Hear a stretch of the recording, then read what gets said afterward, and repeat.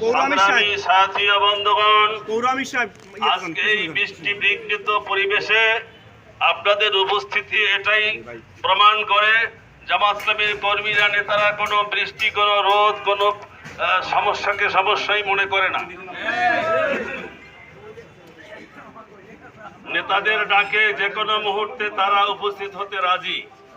আর আজকের আমাদের যে আদর্শিক স্লোগান দিয়েছেন, দোকানদার সবাই আমাদের দিকে তাকিয়েছিল, তারা সাক্ষী। আমরা কোনো উস্কানিমূলক কোনো স্লোগান দেই না, এইটা আমাদের দলের বৈশিষ্ট্য, আলহামদুলিল্লাহ।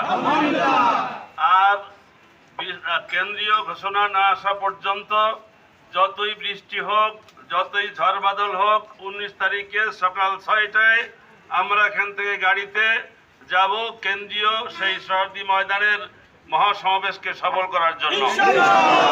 আপনাদের সকলের উত্তর মঙ্গল কামনা করছি। আসসালামু আলাইকুম ওয়া রাহমাতুল্লাহ।